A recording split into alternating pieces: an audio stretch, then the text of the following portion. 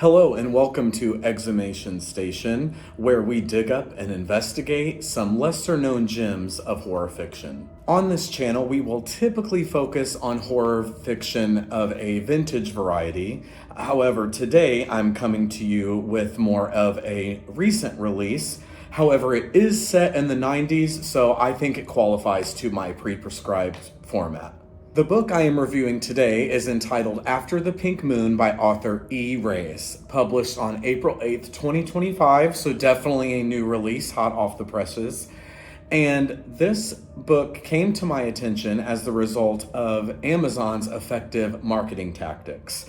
It was advertised to me as a feature on the Kindle Unlimited subscription service.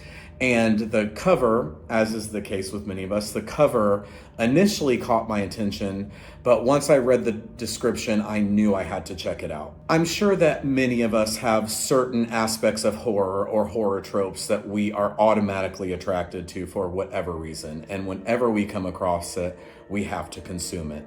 One of those for me is very specific, but it's satanic cults in the desert.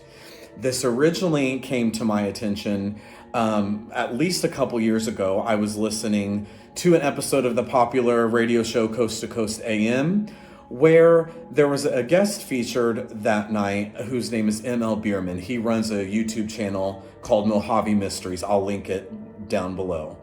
On this channel, he shares certain lore, legends, and often eyewitness accounts of strange happenings in the deserts of the United States. One of the stories Mr. Bierman shared on his YouTube channel was regarding satanic cults practicing in the deserts of the United States. He shared true stories of people who have supposedly encountered some sort of satanic or cult-like presence while camping, hiking, or exploring the desert. And that subject is exactly what Reyes tackles in After the Pink Moon. After the Pink Moon tells the story of our main protagonist, Angelica, and her friends who are driving from their home in Arizona to Mexico for a sort of spring break vacation that's taking place around Easter. While on this drive, Angelica and her friends encounter some members of a satanic cult. They experience some imposed car trouble, and while they are in that susceptible situation, this satanic cult, led by our main antagonist, Xena, is able to capture 3 of the 4 friends. I won't mention what happens to the 4th one, but the cult is able to capture 3 of the friends and take them to this isolated home in the desert and hold them captive while awaiting this mysterious ritual that is supposedly going to happen at midnight that night. Most of the story takes place during the time that the friends are held captive at this home. And much like the captives, we are left in the dark. We as the reader are left in the dark as to what is actually going to take place at midnight. And I think that is a very effective plot device that was used by the author to keep this air of mystery and suspense around what is actually going to happen. Kudos to him for deviating from the typical satanic cult ritualistic sacrifice that in my mind is a little expected and overdone in this subset of the horror genre. This is a rather short novella, so we are pretty much in the action from the first few pages. And Part of the reason why this novel is so short is because we as the readers are not given a lot of background or information about this cult, the Catalina Satanists is what they're called in this novel. We're given little snippets of their history. We know that they have murdered in the past, they have committed robberies in the past, all for the benefit of this cult's overall purpose, which, remember, we don't really know what that is for most of the novel. We also are not given a lot of information regarding how long the Catalina Satanists have actually been practicing.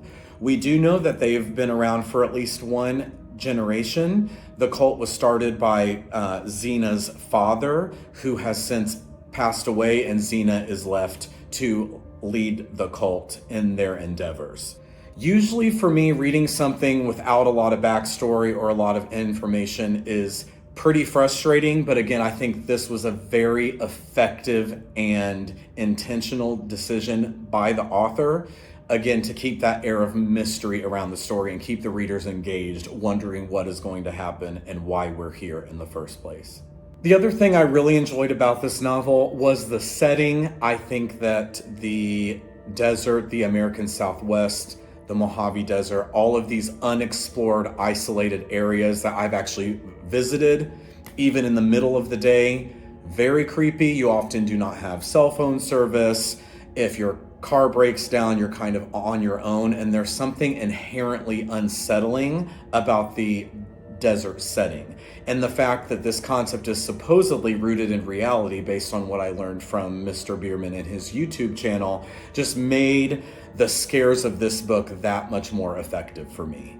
As mentioned, even though this is a new release, it does have a very heavy vintage spin, which I loved. The millennial in me loved reading about the 90s television shows that he occasionally mentioned that characters were watching, people using home phones. I just thought it had a really nostalgic feel to it, and I thought it was impressive how he could inject that into such a short piece of fiction. The violence in this novel was something that definitely scratched an itch. I am definitely a fan of extreme horror. I don't shy away from any sort of violence, and the author definitely delivered in that sense.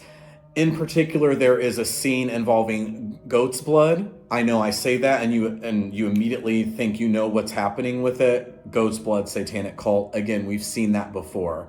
However, Reyes takes it to another level with a scene that definitely left me cringing, and I consider myself relatively desensitized to violence, and this scene in particular is something that will stick with me for a while. One of the reasons why I am such a big reader is because I love when an author can paint a vivid picture, whether it's through creating an atmosphere, invoking some sort of emotion, or literally putting a movie in my head of what's going on.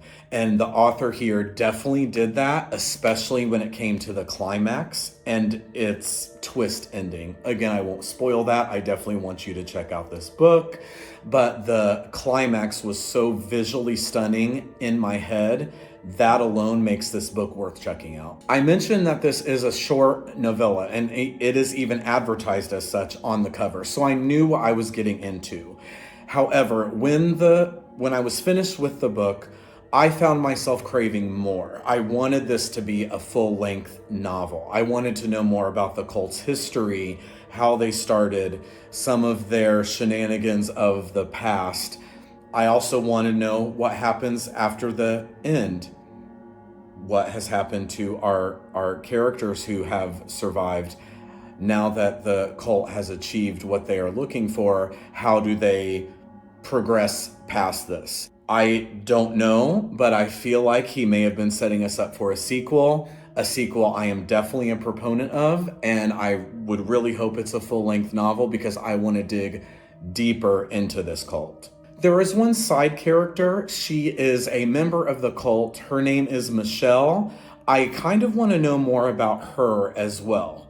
Keeping it spoiler-free, I will just say she had a little bit of sympathy for the captives of this cult, and I would like to know why. Again, because it was such a short novella, she's just there, and we know she's sympathetic. But I want to know more about her backstory, her history with the cult, and why she was so sympathetic towards these people that she was, in fact, helping keep captive.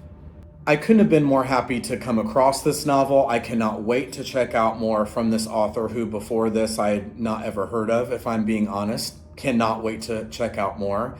He was able to deliver a fast-paced, violent cult story with a unique twist ending, all while maintaining this air of mystery and suspense and keeping the reader hooked from the very beginning. I will leave an Amazon link in the description below if you're interested in checking this out. It is available in both ebook and paperback formats. As always, thanks for joining me on Exhumation Station. If you liked what you saw, please don't forget to like and subscribe. Leave comments below if you have read this novel. If you have any other satanic culty recommendations for me, I would love to see them. And until next time, have a good one.